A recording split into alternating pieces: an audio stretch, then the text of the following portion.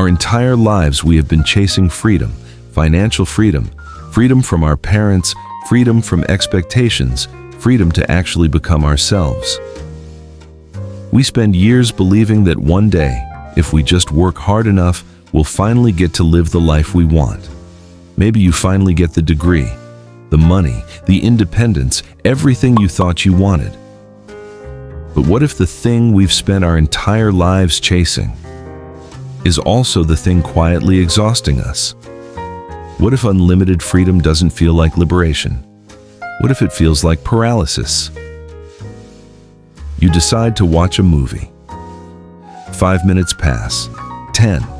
You've seen the same thumbnails 3 times, hovered over 7 titles, read 4 synopses, started a trailer, stopped at 30 seconds in. And eventually, you give up.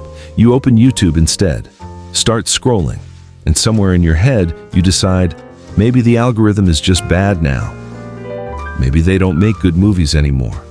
Most people blame themselves for this. I'm just indecisive. My attention span is so low. But here's the thing. It's not you. It was never you. It's the choices. You were dropped into a world with infinite menus and no stopping point. And somewhere between the excitement of possibility and the moment of decision. It's the year 2000. 2 psychologists walked into a grocery store in Menlo Park, California. They set up a small tasting booth near the jam aisle. Nothing fancy, just a table, a tablecloth, some little spoons. On the first day, 24 flavors: strawberry, blackcurrant, fig, lavender, mango. 24. People stopped. They laughed. They tasted 3, 4, 5 jams. It felt like an event, like a privilege. The booth was busy all day, day 2. Just 6 flavors. Less fanfare, fewer people stopping, smaller crowd, shorter conversations. And here's what the data showed. The table with 24 jams attracted 60% of passers-by. The table with 6, only 40%. So more options won, right? Except, when it actually came time to buy, 3% of people at the 24 jam table went home with a jar.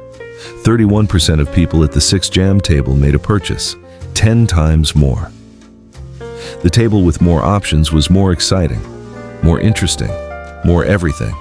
And it sold almost nothing, because somewhere between the excitement of possibility and the moment of decision, something broke.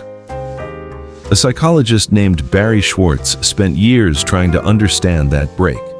What he found was almost counterintuitive to everything modern life tells us. We believe, deeply, almost religiously, that more choice equals more freedom. More freedom equals more happiness, more options, more customization, more possibilities. It's the story we've been sold since we were kids. More is better. Always more. Most people spend their time trying to make the right choice, and when they finally do make that choice, they hate it. But Schwartz said something different. He said, beyond a certain point, more choice doesn't liberate us. It paralyzes us. And worse, even when we finally choose, it makes us miserable. Here's why. When you have 3 options and you pick one, your expectations are reasonable. If it's good, you're satisfied. You move on. But when you have 50 options, now your expectations are infinite. Because somewhere in those 50, the perfect choice must exist. And if yours wasn't perfect, if it was merely good, you don't blame the options. You blame yourself. I should have chosen better. I should have looked harder. I should have known. And so, a perfectly good meal becomes a quiet disappointment. A perfectly good job becomes something you second-guess on Sunday nights. A perfectly good life becomes something you measure against a highlight reel on a screen at midnight. Beat. Let that breathe. That's not weakness. That's the paradox, working exactly as designed. Schwartz divided the world into 2 types of people. He called them maximizers and satisficers. The maximizer needs to make the best possible choice. Not a good choice, the best. They research everything, they read every review, they build comparison spreadsheets, they ask 5 friends and still aren't sure.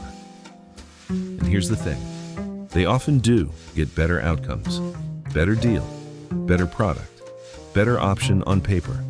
But they are, consistently, measurably, less happy.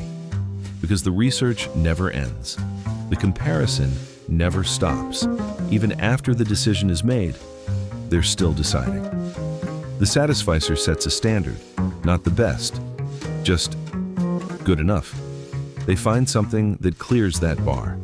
And they stop, they commit, they move on, they live. And here is the brutal irony. The person who settled, who didn't agonize, didn't compare, didn't obsess, they're happier. Not because they got less, but because they wanted less, because before the choosing even started, they already decided what was enough.